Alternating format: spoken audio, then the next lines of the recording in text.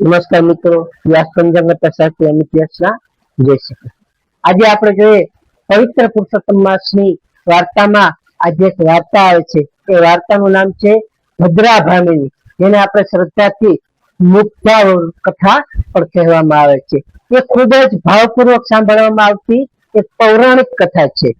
આ વાર્તા એવું દર્શાવે છે કે જ્યારે કોઈ જીવ સંસારના કપટથી દૂર રહીને એકદમ ભોળા અને મુક્ત ભાવે પ્રભુની શરણાગતિ સ્વીકારે છે, ત્યારે સાક્ષાત પુરુષોત્તમ નારાયણ તેની લાજ રાખવા દોડ્યા આવે છે.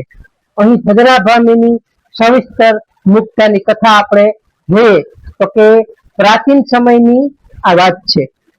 એક સુંદર નગરમાં ભદ્રા નામની એક સ્ત્રી રહેતી હતી. તેના શાંત અને લજ્જાવાળું સ્વભાવને કારણે લોકો તેને ભદ્રા ભામિની તરીકે ઓળખતા હતા. ભદ્રા બાળપણથી જ એકદમ ભોળી, કપટ વગરની અને મુખ્ય હૃદયની હતી. દુનિયાદારીની ચતુર વાતો કે પ્રપંચ તેને જરાય આવડતા ન હતા. તેના લગ્ન એક એવા પરિવારમાં થયા હતા જ્યાં બધી સ્ત્રીઓ ખૂબ જ ચતુર અને દેખાડો કરનારી હતી. ત્યારે પુરુષોત્તમ માસ અને ભદ્રાનો મુક્ત ભાવ આપણે જોઈએ આમાં કે જ્યારે પવિત્ર પુરુષોત્તમ માસ આવ્યો ત્યારે નગરની બધી સ્ત્રીઓએ મોટી મોટી પૂજાઓ અને વ્રત રાખવાનું શરૂ કર્યું. જેઠાણીઓ અને પાડોશણો મોંઘા રેશમી વસ્ત્રો પહેરી સોનાના થાળ સજાવી અને મંદિરે જતી હતી અને પોતાની ભક્તિનું તે બધું પ્રદર્શન કરતી હતી. ભદ્રા ભામિનીએ પણ વ્રત રાખવાનું તેણે નક્કી કર્યું, પણ તેની પાસે તો કોઈ સાધન ન હતા. તેની જેઠાણીઓએ તેને હેરાન કરવા માટે પૂજાની કોઈ પણ સામગ્રી તેને ન આપી. ભદ્રા એટલી મુક્ત અને ભોળી હતી કે તેને મોટી મોટી પૂજા વિધિઓ કે અઘરા મંત્રો પણ તેને નહોતા આવડતા. તે રોજ સવારે વહેલા ઉઠી નદીએ જઈ અને સ્નાન કરતી હતી. નદી કિનારેથી પવિત્ર માટી લઈ આવી ભગવાન પુરુષોત્તમની એક નાની એવી મૂર્તિ ત્યાં બનાવતી હતી.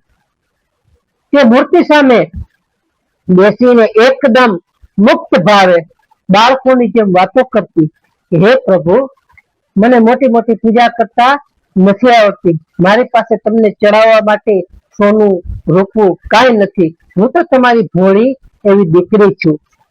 તમે મારી આ માટીની મૂર્તિમાં આવીને બિરાજો, એટલે કે તમે અહીં બેસો અને મારી લાજ તમે રાખો.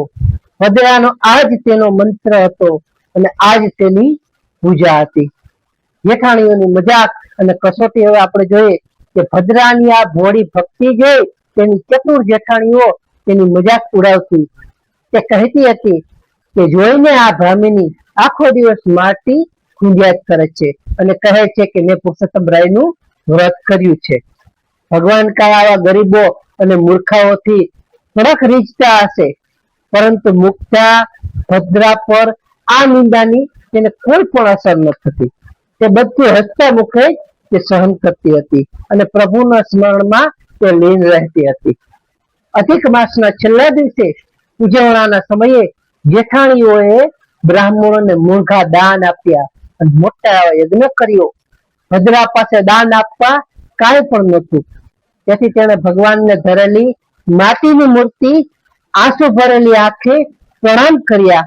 મૂર્તિની સામે આંસુ ભરેલી આંખે તેમણે પ્રણામ કર્યા અને પોતાના ઘરના આંગણામાં પવિત્ર તુલસી ક્યારા પાસે પધરાવી દીધી. ત્યારે સાક્ષાત પુરુષોત્તમ પ્રભુનું આગમન આપણે જોઈએ કે ભગવાન પુરુષોત્તમ રાય ચતુર લોકોના અહંકારયુક્ત દાનથી નહીં, પણ ભદ્રા ભામિનીના મુક્ત અને નિષ્કપટ ભાવથી બંધાઈ ગયા હતા. તે જ રાત્રે આખું નગર જ્યારે સૂતું હતું ત્યારે ભદ્રાના આંગણામાં સાક્ષાત ચતુર્ભુજ એવા ભગવાન પુરુષોત્તમ નારાયણ ત્યાં પ્રગટ થયા. પ્રભુના દિવ્ય તેજથી ભદ્રાની નાની એવી ઝૂંપડી સૂર્ય સમાન તેજથી ઝળહળવા લાગી. ભગવાને ભદ્રાને જગાડી અને કહ્યું કે હે ભદ્રા ભામિની, જાગ, હું તારી મુખ્ય એવી ભક્તિથી અત્યંત પ્રસન્ન થયો છું. ભદ્રાએ આંખો ખોલીને જોયું તો સાક્ષાત પરમાત્મા સામે જોઈને તે સ્તબ્ધ થઈ ગઈ, તે પ્રભુના ચરણોમાં પડી ગઈ. ભગવાને તેના માથે વહાલથી હાથ ફેરવ્યો અને જોત જોતામાં તેણે બનાવેલી માટીની બધી મૂર્તિઓ તે સાક્ષાત સોના અને હીરાની બની ગઈ. તેનું આખું ઘર દિવ્ય અને વૈભવ, ધન ધાન્ય અને સુખ એવી શાંતિથી તે છલકાઈ ગયું. ત્યારે ચતુર લોકોની બધા આંખો ઉઘડી ગઈ.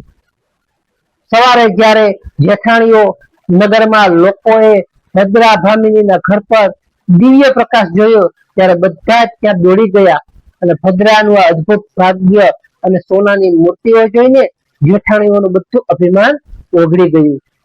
તેઓ ભદ્રાના પગમાં પડી ગઈ અને બોલી કે બહેન, અમે ચતુર થઈને પણ હારી ગયા, કારણ કે અમારા મનમાં કપટ અને દેખાડો જ હતો. તું ભોળી અને મુગ્ધા હતી, પણ તારું હૃદય પવિત્ર હતું, એટલે ભગવાને તને દર્શન આપ્યા. ભદ્રાએ સૌને માફ કર્યા અને આખા નગરમાં ભગવાન પુરુષોત્તમનો જય જયકાર થઈ ગયો. હવે વાર્તાનું મહાત્મ્ય આપણે આમાં જોઈએ. હે જેવા ભગવાન પુરુષોત્તમ રાય પેલી ભોળી અને નિર્દોષ ભદ્રા ભામિનીને ફળ્યા, તેની મુક્ત એવી ભક્તિ સ્વીકારીને તમે તેની લાજ રાખી અને દિવ્ય વૈભવ તેને આપ્યો. તેવા આ વાર્તા સાંભળનાર, વાંચનાર અને કપટ વગર સાચા હૃદયથી વ્રત કરનાર સૌ ભક્તોને તમે ફળજો. પ્રભુ સૌના મનમાંથી ચતુરાઈ અને કપટ દૂર કરી આવી જ ભોળી ભક્તિ આપજો. જય પુરુષોત્તમ રાય.